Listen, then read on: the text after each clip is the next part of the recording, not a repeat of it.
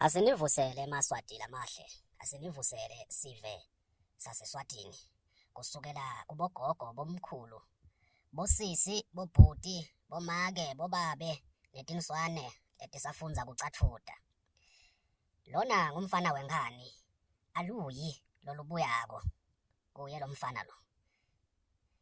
Lamuhla ngithi asenge ngihlale phasi, nginichazele noma nginendlalele kafishane kwekuthi lembi lesibhekene nayo, lo mfokati lesibhekene naye, lobitwa ngekuthi ngumswati wesithathu, Makhosetive William.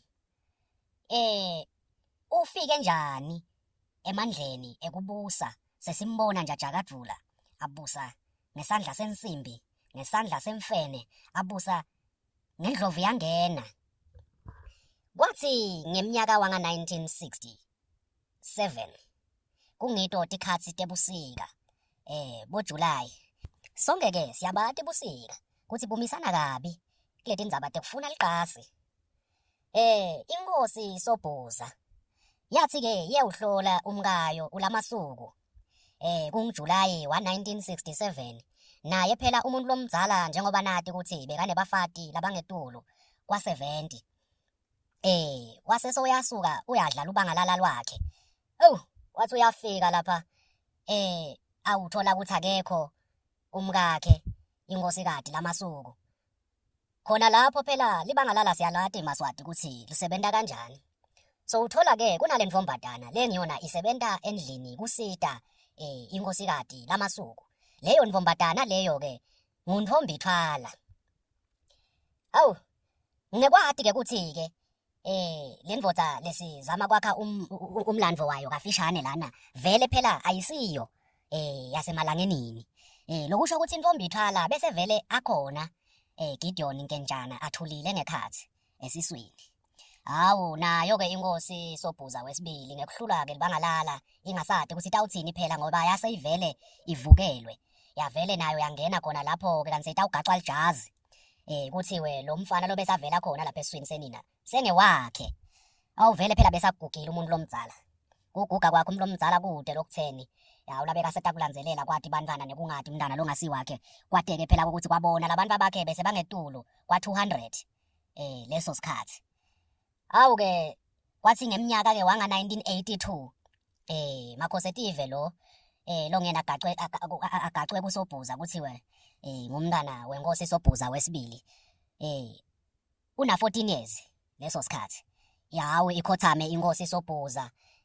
Ithi mayikhothamile inkosi Sobhuza bese ke sekungena indlovukati Dzeliwe Shongwe. Uyabamba njenga lotawubukela eMaswati livelawo kusengakabekwa lo yinkosi. Kuthe kusenjalo ke asephethe lo wekunene kwaba nekuphambana nekungevani kwakhe nelicoco lokufaka ekhathi emalunga lamanye emndeni wenkosi leseyikhotheme. Kwasheshiswa ke khona lapho ke kwandiwa taba kwekuthi acithwe inkosikati laShongwe ekulesihlalo sekuba indlovukati. Kwathiwa ngekubuka kwathiwa nangu yalapha Nthombithwala lobeka ngasuye phela umfati wenkosi Sobhuza sitakukhumbula lokho.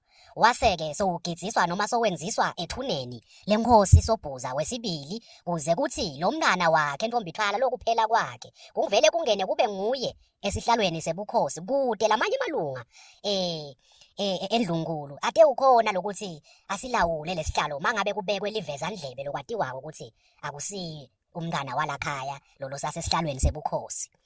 Kuthe kusesenjalo Makhosetive wakhula ke esihlalweni sebukhosi nga 1986 makabekwa aneminyaka len-18.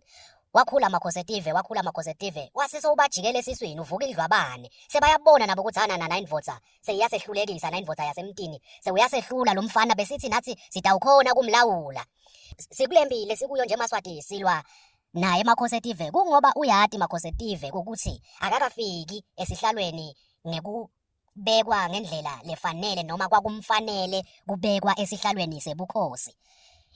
Kungako ke Makhosetive sekasilwane kuye wonke umuntu usilwane kulaba kabo bebukhosi usilwane esiveni seMaswati. Akaphefumula umoya lophefumulwa umuntu lophilayo. ngithi akunathi sengingumfana ngani ukuthi lemvo lesibhekene nayo ngumoya, ngulamlambo wakhiwe. Asilwi impi yenyama la, silwa impi yemoya. Injalo ke nine Maswati lamahle sitanicaphulela tindzaba letingitona titanifundzisa umlandvo, tininike lwati lolwanele ekuthenini lesimo lesibhekene naso siMaswati asilwi nemuntfu lokwakumele avele abe inkosi. Kungako angeke avuke ekseni aphakamise tandla athi so uyasishiya lesihlalo, ngoba wathi kahle ukuthi naye lapha ufike kanjani.